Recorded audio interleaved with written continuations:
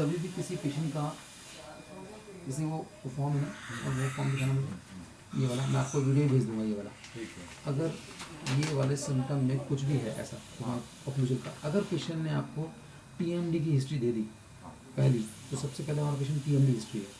अगर किसी पेशेंट ने टीएमडी की हिस्ट्री दे दी, हेड, नेक, टेम्पल, ईयर और यहाँ की मसल ऑफ मैस्टिकेशन में कोई डिस्कम्फर्ट है, तो टीएमडी की हिस्ट्री चाहे वो वोन तीत हो चाहे नॉन वोन तीत हो, अगर वो टीएमडी की हिस्ट्री आ चुकी है तो you will forget about alignment, it's only balancing case. If you do alignment if you person है। तो अब ये आप देखोगे ये नॉन वोन तीत है ना।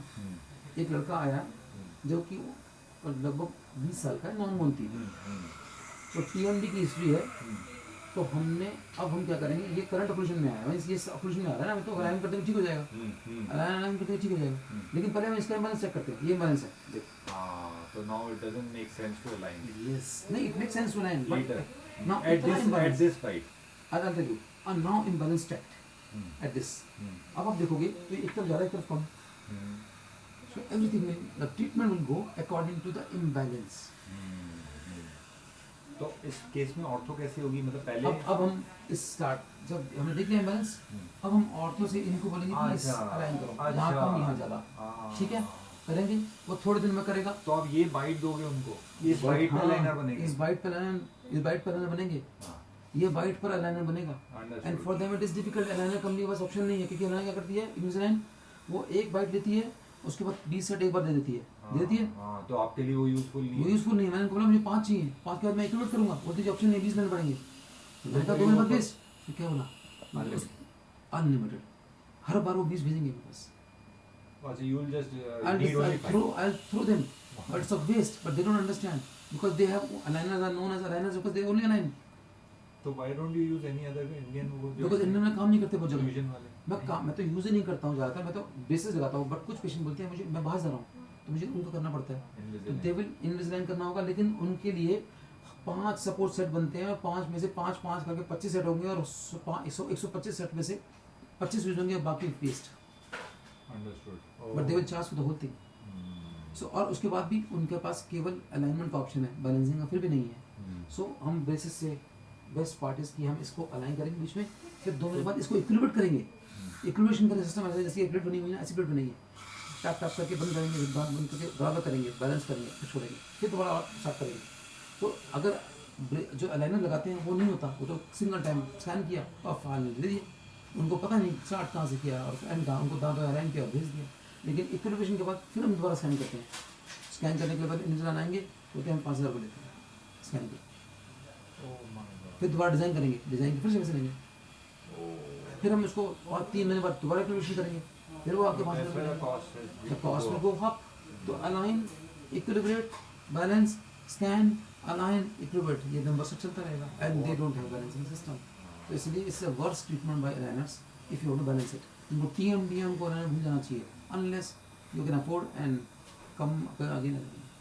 तो टीएमडी में बेस्ट यही है। तो इस वाइट पे ऑर्थोडोंटिस्ट कैसे ब्रैकेट लगाएगा? ब्रैकेट लगा देगा वो, उसको हमने दे दिया, अब उसको हम करेंगे और धीरे धीरे जॉ को वहाँ तक लेके जाएंगे। जब आप छोड़ दोगे तो वापस आ जाएगा, वापस आ जाएगा, फिर हम इक्विलिब्रेट करेंगे, वापस पीछे जाएगा। अभी हम इक्विलिब्रेट करते हैं, इक्विलिब्रेशन स्टेप है उसमें, ऐसा एक प्लेट बनाएंगे और हम उसको टैप टैप करके हर दांत को देखेंगे फर्स्ट पॉइंट कॉन्टैक्ट कहाँ से है, उसको कम करते जाएंगे, दांत को इक्विलिब्रेट करेंगे, फिर हम दोबारा उसको बोलेंगे कि अब तुम दोबारा स्टार्ट कर, तो स्टार्ट करेगा, फिर उसको लेके आएगा। तो जॉ को हम यहाँ से यहाँ तक कॉर्नर को ओवर पोजिशन ले जाएंगे। अल्टीमेटली हमारा काम तो है कि कॉर्नर यहाँ आया हुआ है ना, कॉर्नर यहाँ जाएंगे, हाँ, तो कॉर्नर को पीछे लाएंगे। अब जैसे कि नॉन वोन टीथ है, सपोज करो ये इस स्टेज पर नहीं आया, तो 25-27 साल पे आया, उसके कुछ दांत घिसे होंगे, कुछ नहीं घिसे होंगे, अलाइनर को दोगे वो फिर बना लेगा, देखने दिखा पाऊंगा आपको, ठीक है। अब ये तो नॉन वोन था, तो ये तो टीएमडी नहीं होगा तो कोई भी करा लेगा, टीएमडी है तो कराना नहीं है लाइनर, है ना।